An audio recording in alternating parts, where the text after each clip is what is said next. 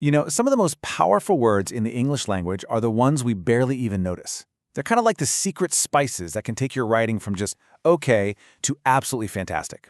Today, we are unpacking the power of adverbs. Okay, so look at this sentence. The ship is going.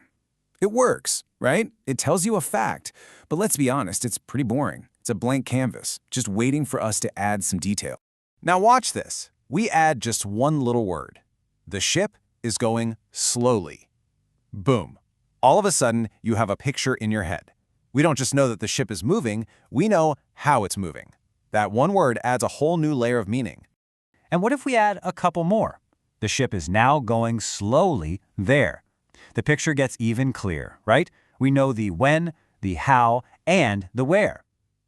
This isn't just about grammar, you see. It's about being precise, and that is the magic of adverbs. We're going to break down exactly how this works.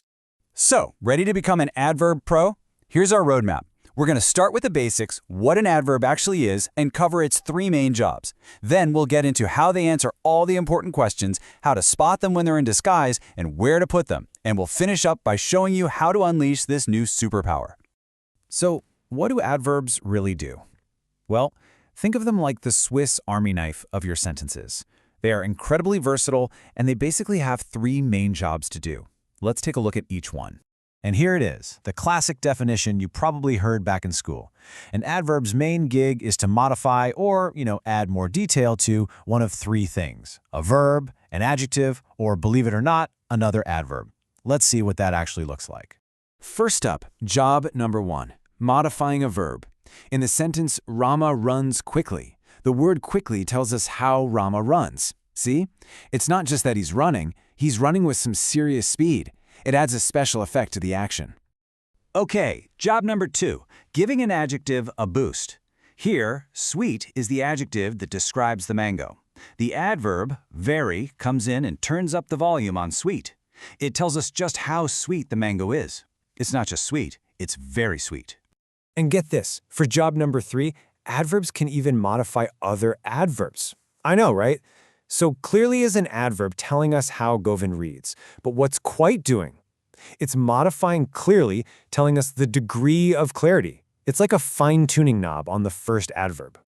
All right, so now that we know their three main jobs, let's check out how adverbs help us answer all the big questions in a sentence. How, where, when, how often? It's time to open up your personal adverb toolkit. So, the first tool we're going to pull out of the toolkit answers the question, how? We call these adverbs of manner, and they are all about adding some personality and character to the action. These words, they give an action its flavor. So, did the soldier fight? Yeah, but did they fight bravely? That tells a totally different story. Did you answer the question? Sure, but did you answer it correctly? That's the detail that makes all the difference. Next up, let's talk about location.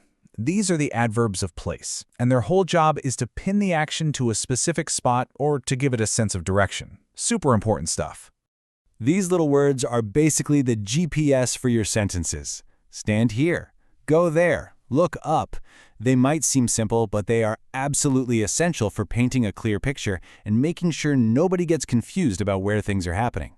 Our toolkit also helps us with time, how often something happens, and to what degree. You can think of it like adding a timeline, a counter, and a volume knob to your sentences, giving them a whole lot more context.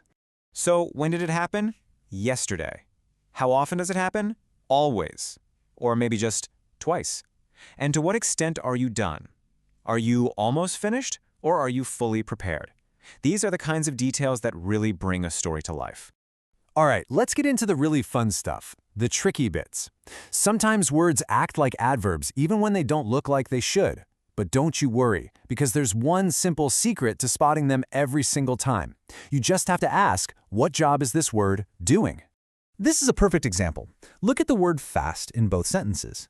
In the first one, it's describing the noun bowler. It's telling us what kind of bowler he is, so that makes it an adjective. But in the second one, it's describing the verb, bowl. It tells us how he bowls. That makes it an adverb. Same word, two totally different jobs. And here's a big one. You can't just slap an ly on the end of a word and call it a day.